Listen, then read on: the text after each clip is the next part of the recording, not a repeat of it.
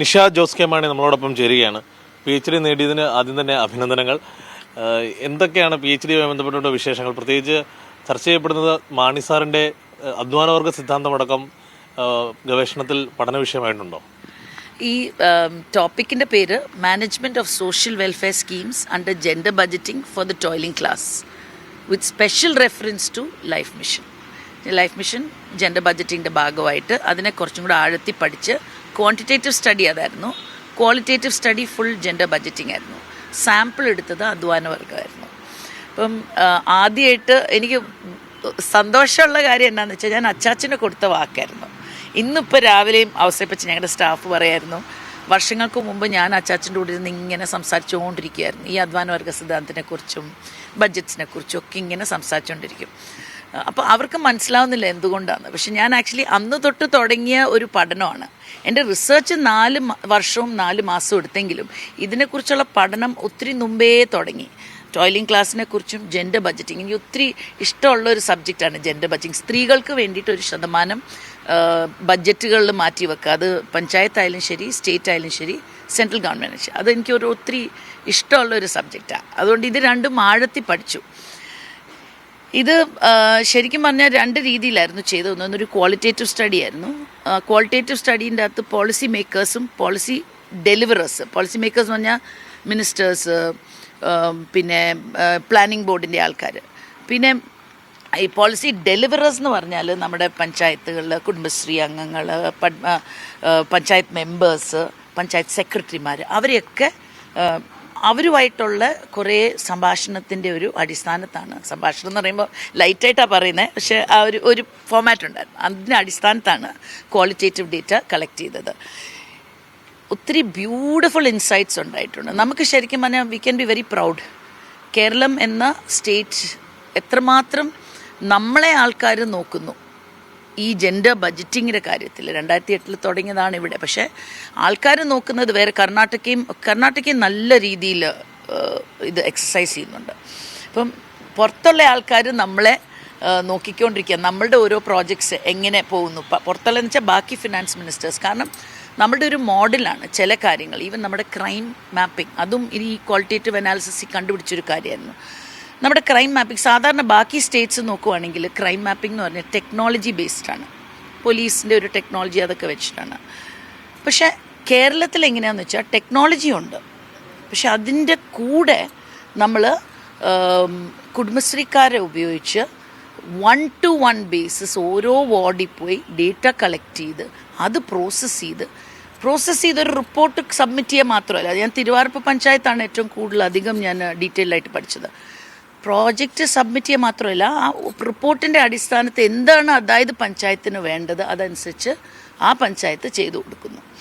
For example, ഒരു വഴിയിലാണ് ഏറ്റവും അധികം സ്ത്രീകൾക്കും കുട്ടികൾക്കും പെൺകുട്ടികൾക്കും, ഇത് ശരിക്കും നടന്ന കാര്യമാണ്, ഏറ്റവും അധികം അവർക്ക് ബുദ്ധിമുട്ടുണ്ടാകുന്നത്. അതായത് നമ്മൾ ശല്യങ്ങളുണ്ടാകുന്നതും പിന്നെ അവർക്ക് പേടിയാണ് റോഡിൽ കൂടെ. അത് ചിലപ്പം ലൈറ്റ് ഇല്ലാത്തതിൻ്റെ ആയിരിക്കും.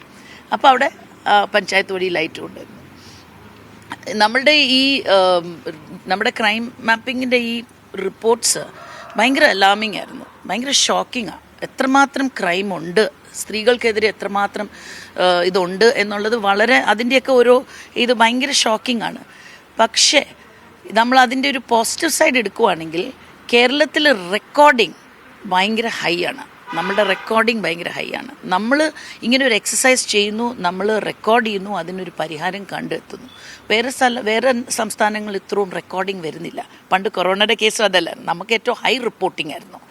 അപ്പം ഇതിനകത്ത് വേറെ ഒരു കാര്യം ഞാൻ കാണുന്നത് എന്നാന്ന് വെച്ചാൽ, ഈ സ്ത്രീകൾക്ക് എപ്പോഴും ഒരു സ്ത്രീ അടുത്തിരുന്ന് തുറന്ന് സംസാരിക്കാൻ, അപ്പം നമുക്ക് ഇങ്ങനെ ഒരു ബുദ്ധിമുട്ടുണ്ടാകുന്നു, ഹസ്ബൻഡ് വഴി ഉണ്ടാകുന്നതായിരിക്കാം, ചിലപ്പം അടുത്ത അയൽവക്കക്കാരെ വഴിയായിരിക്കാം ഈ എന്തെങ്കിലും ഒരു പീഡനോ എന്തെങ്കിലും ഉണ്ടാകുന്നു. ഇതൊക്കെ റെക്കോർഡ് ചെയ്ത് അതിനെ ഒരു റിപ്പോർട്ട്, അതും ഇതിൻ്റെ അകത്ത് ഒത്തിരി വൈഡ് റേഞ്ചസിലുള്ള റിസൾട്ട്സ് വന്നിട്ടുണ്ട്.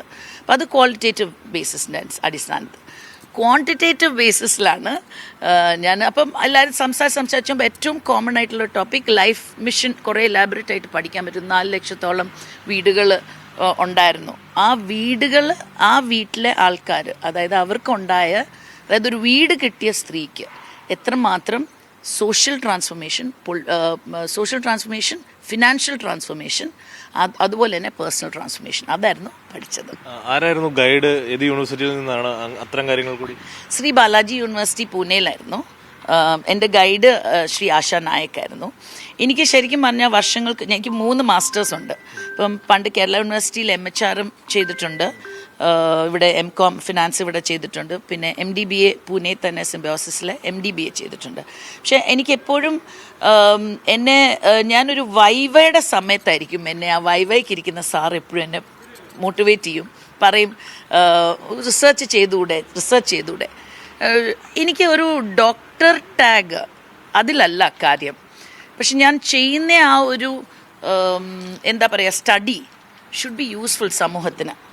ഇപ്പം ഞാൻ ചെയ്തിരിക്കുന്നത് തീർച്ചയായിട്ടും സമൂഹത്തിന് നല്ലൊരു സ്റ്റഡിയാണ്. കാരണം ഇത് ഇപ്പം ഞങ്ങളുടെ യൂണിവേഴ്സിറ്റി തന്നെ എൻ്റെ സ്റ്റഡി മഹാരാഷ്ട്ര ഗവൺമെൻറ്റിന് കൊടുക്കാൻ പോകുന്നുണ്ട്. അവരുടെ ഗവൺമെൻറ്റിന് കൊടുക്കുക ഞങ്ങളുടെ യൂണിവേഴ്സിറ്റി. കാരണം അവരുടെ ഗവൺമെൻറ്റിന് എങ്ങനെ ഇതിൻ്റെ അകത്തുള്ള നമ്മൾ ചെയ്തിരിക്കുന്ന കേരളം ചെയ്തിരിക്കുന്ന കാര്യങ്ങൾ എങ്ങനെ അവർക്ക് ഉപയോഗിക്കാൻ പറ്റും.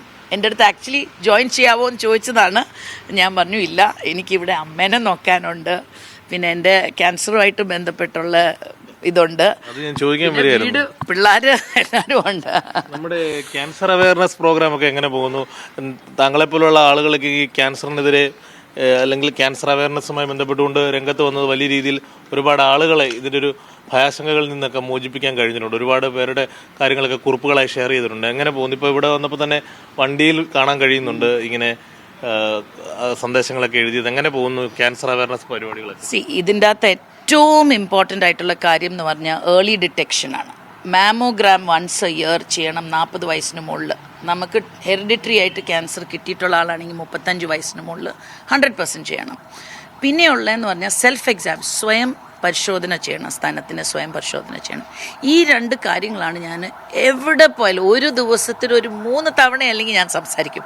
ഒരു വേദി, എപ്പോൾ ഒരു വേദി കിട്ടിയാൽ വേറൊരു ടോപ്പിക്കായിരിക്കും, പക്ഷെ ഇതിലോട്ട് വന്ന് ഞാൻ ഒരു മെസ്സേജ് കൊടുക്കും. ഇങ്ങനെയാണ് ഇതിൻ്റെ ഒരു അവയർനെസ് കൊടുക്കുന്നത്. ആൻഡ് എനിക്ക് വളരെ അഭിമാനത്തോടുകൂടി ഇപ്പം നിൽക്കാൻ പറ്റും. കാരണം ഒന്ന് ഗവൺമെൻറ്റിൻ്റെ ഒരു ആരോഗ്യമാനന്ദം പ്രോഗ്രാം, അതൊരു സൈഡിൽ, അതും ജെൻഡർ ബഡ്ജറ്റിങ്ങിൻ്റെ ഭാഗമായിട്ട് പോകുന്ന ഒരു കാര്യം. അത് മാത്രമല്ല, നമ്മുടെ കേരളത്തിൽ ഒത്തിരി പേരിപ്പം സ്ക്രീനിങ്ങിന് പോകുന്നുണ്ട്. ഒത്തിരി പേര് അത് കണ്ടുപിടിക്കുന്നുണ്ട്, രോഗം കണ്ടുപിടിക്കുന്നുണ്ട്, അത് രോഗം ഇല്ലാന്നും കണ്ടുപിടിക്കുന്നുണ്ട്. അതും ഒരു വലിയ കാര്യമാണ്. ഇപ്പം ലേറ്റസ്റ്റ് ഞാൻ എനിക്ക് 2 പ്രോജക്ട്സ് അതും കൂടി ഞാൻ ഷെയർ ചെയ്യും. അപ്പം ലേറ്റസ്റ്റ് ഞാൻ റോട്ടറി വഴി മാച്ചിങ് ഗ്രാൻഡ് പ്രോജക്റ്റ് വഴി ഞങ്ങളുടെ district governor doctor Teena Antony ഇവിടെ നമുക്ക് AI മാമോഗ്രാം കൊണ്ടുവന്നിട്ടുണ്ട്. ഒന്ന് ഇവിടെ മാർസ്ലീവ ആശുപത്രിയിൽ, 2 ബിലീവേഴ്സ് ആശുപത്രി തിരുവല്ല, 3 SP ഫോർട്ട് ആശുപത്രി ട്രിവാൻഡ്രം, അവിടെയും ഉപാസനയും കൂടെ ഒരു മെഷീൻ, അങ്ങനെ 3 മെഷീൻ കൊണ്ടുവന്ന് ഫ്രീ ആയിട്ട് AI മാമോഗ്രാം ചെയ്യാം. AI മാമോഗ്രാം എന്ന് പറഞ്ഞാൽ no touch and no radiation. അതാണ് അതിൻ്റെ അഡ്വാൻറ്റേജ്. ഏറ്റവും മൈന്യൂട്ടസ്റ്റ് ആയിട്ടുള്ള നമുക്കിത് കണ്ടുപിടിക്കാം. അതാണ് ഒരു സൈഡിൽ. പിന്നെ എൻ്റെ രണ്ടാമത്തെ ഒരു പ്രോജക്റ്റ് ഞാൻ മുമ്പോട്ട് വെച്ച് ഞാൻ ഹെൽത്ത് മിനിസ്റ്ററായിട്ട് പലതവണ സംസാരിച്ചിട്ടുണ്ട്. അതിപ്പം ഓക്കെ ആയിട്ടുണ്ടെന്നാണ് പറഞ്ഞിരിക്കുന്നത്. അതായത് ഹ്യൂമൻ ബ്രസ്റ്റ് മിൽക്ക് ബാങ്ക്. എന്തിനാണെന്ന് ചോദിക്കുവാണെങ്കിൽ നമുക്ക് കേരളത്തിൽ എറണാകുളത്തുണ്ട്, കോഴിക്കോടുണ്ട്, അങ്ങനെ എന്തോ ഉണ്ട്. നമുക്ക് കോട്ടയം ഡിസ്ട്രിക്റ്റിന് വേണം. കാരണം എന്നാന്ന് വെച്ചാൽ എൻ്റെ ഒരു ഉദ്ദേശം ഇത്രയേ ഉള്ളൂ. ഒത്തിരി ഇപ്പോൾ യങ് ആയിട്ടുള്ള ആൾക്കാർക്ക് ക്യാൻസർ വരുന്നുണ്ട്, ചിലർക്ക് മാസെക്ടമി ചെയ്ത് ബ്രസ്റ്റ് റിമൂവ് ചെയ്യുന്നുണ്ട്. അവരുടെയൊക്കെ വിചാരം എനിക്കിനി പ്രസവിക്കാൻ പറ്റില്ല. പക്ഷെ അവർ യൂട്രസിനൊരു കുഴപ്പമില്ല, പ്രസവിക്കാം. പക്ഷേ അവരൊക്കെ കല്യാണം കഴിക്കുന്നുണ്ട്. ഇത് ക്യാൻസർ ആയിരുന്നു എന്നും പറഞ്ഞ് ഇനി എൻ്റെ ജീവിതം പോയി, അങ്ങനെയല്ല. ഒത്തിരി പേരുണ്ട് കല്യാണം കഴിക്കുന്ന. Cancer is nothing. അങ്ങനെ നല്ല ഒത്തിരി പേരുണ്ട് മുമ്പോട്ട് വന്ന് ഇങ്ങനെ ആ ക്യാൻസർ ഉണ്ട് യങ് ഗേൾസിനെയൊക്കെ കെട്ടും. ഞാൻ പറഞ്ഞു ഒത്തിരി വലിയ നമ്പറല്ല, കുറച്ച് നമ്പറാണ്. പക്ഷേ ഇവർക്കപ്പം പ്രസവിച്ച് കഴിയുമ്പം പാല് കൊടുക്കാനായിട്ട് ബ്രസ്റ്റ് ഇല്ല. അപ്പം അവർക്കിത് വളരെ യൂസ്ഫുള്ളാണ്.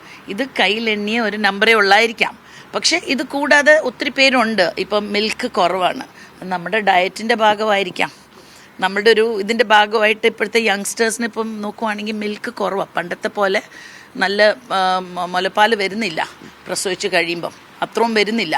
അപ്പോൾ അവർക്കും ഇത് യൂസ്ഫുള്ളാണ്. അപ്പോൾ ഈ ഒരു പ്രോജക്റ്റും മനസ്സിൽ വെച്ചിട്ടുണ്ട്. ഒറ്റ കാര്യം കൂടെ ചോദിച്ചോട്ടെ, ഈ എല്ലാ പ്രാവശ്യവും ഇലക്ഷൻ വരുമ്പോൾ നിഷ ജോസ് കെ മാണി മത്സരിക്കും എന്നുള്ള അഭ്യൂഹവും സോഷ്യൽ മീഡിയ പ്രചരണവും നടക്കുന്നത് ഈ തവണ ഉണ്ടായിരുന്നു. അതിനെയൊക്കെ എങ്ങനെയാണ് കാണുന്നത്? എൻ്റെ ജോസി തന്നെ പറഞ്ഞു എന്നാ, എല്ലാ പ്രാവശ്യം എലക്ഷൻ വരുമ്പോൾ ഇതിൻ്റെ ഇടയിൽ എന്തുകൊണ്ട് ആരും ഒന്നും പറയാത്തേ?